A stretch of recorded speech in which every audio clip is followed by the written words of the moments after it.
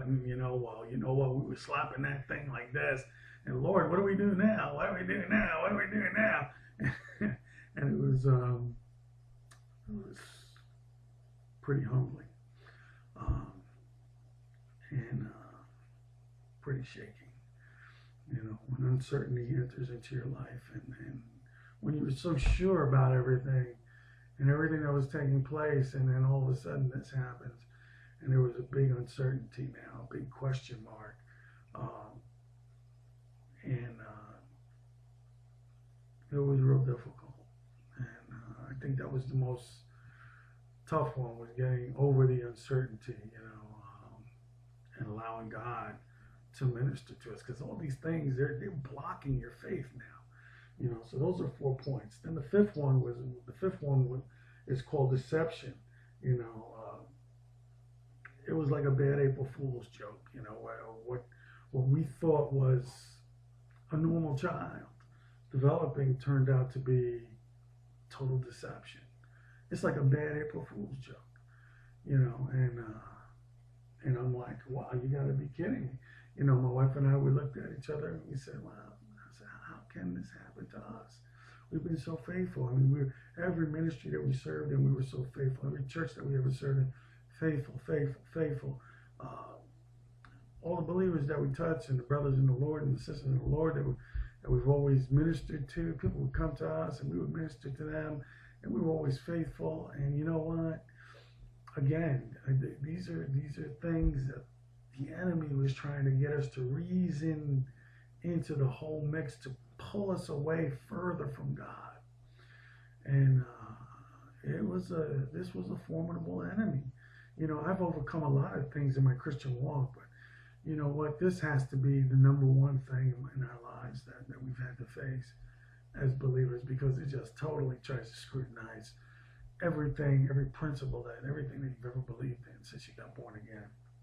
So we're talking about that was deception. Number six. Well, 1, 2, 3, 4, 5, and here comes number six. That sixth tentacle came into play, and that's hate. You know, uh, who is this father of all sickness and disease? Satan came and visited us. How dare he? We were kind of appalled at that, and we hated it. I mean, it just we literally hated God for allowing that for just a small window. Now we had to get back right with God after this. I mean, I'm talking about, this is like everything went down so fast. It was like a whole week or 2 week spread. I'd say for about 2 weeks this went on, and just the hate of Satan. And then when I learned about the magnitude of autism, oh my God, 1 in every 110 kids nationally are born autistic. You know, uh, there's going to be a big change in the world's population in the next 2, 3 decades. There is a whole population of autistic people growing up that need help. So hate for the enemy. We almost, I'm gonna be truthful with you. We almost hated God because we allowed, why did He let this happen? That was the big question that kept, rolling around the back of our heads, you know. And then came the remorse, that was number 7. It was the bitter taste of remorse. What trials awaited our son. You know, it was like a cruel, it was like cruel. It was like a dog eat dog world. To me, it was just so cruel. It was like, why is this happening to us? And I couldn't understand. I couldn't come to terms with it. We both couldn't come to terms. Then we started playing the blame game. My wife started blaming herself, and it wasn't pretty. It wasn't pretty. And but this is the reality of the diagnosis. But there's a greater reality, and we'll talk about that later. But anyway, the remorse,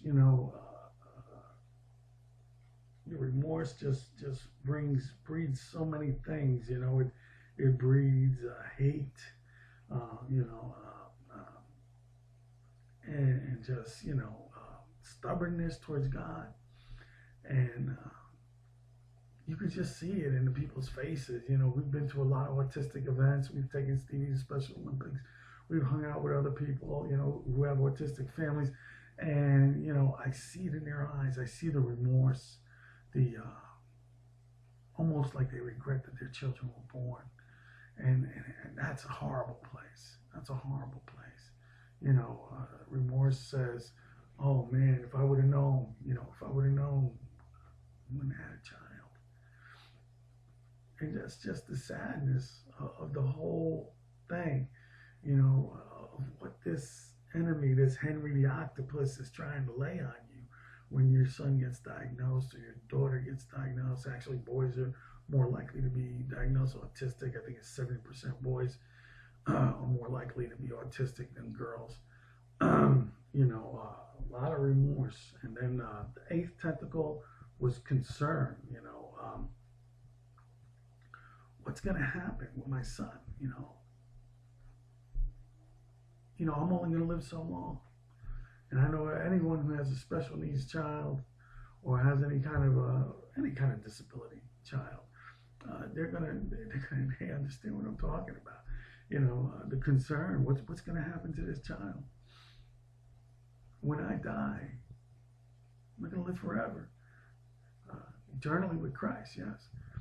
Eternity with Christ. But what's going to happen to him? Who's going to take care of him if he still needs care? What if the Lord, what if he doesn't get healed? What if he doesn't come to a full healing? These are the questions that autism brings into a household. Henry the Octopus was no gift. He was sent to smother and suffocate all your dreams and aspirations of your child.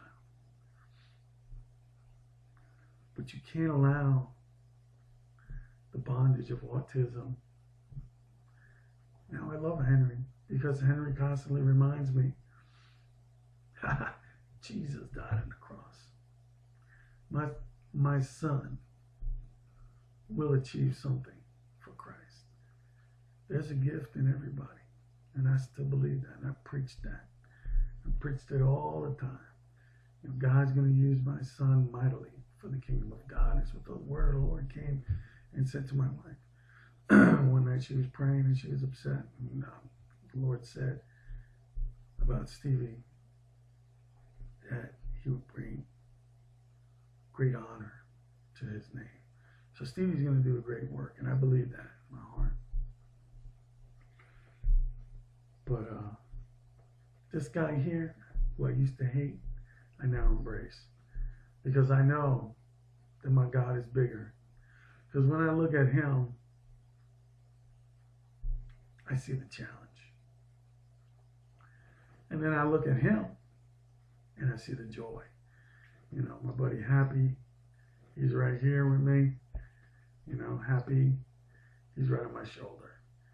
And then this guy's on the other shoulder. Who are you going to lean on? So I lean on Happy. When this guy, he reminds me of all the things that my son is going to have to face. But he's not going to face it alone. Because he has a good God on his side. And he has great parents on his side too. Who love God and who are fired up for God. And that's it for this section of the video. And I'm going to see if I can finish this video today, all 3 parts. But 3 or 4 parts. I don't know how long it's going to go. Depends if I keep rambling on.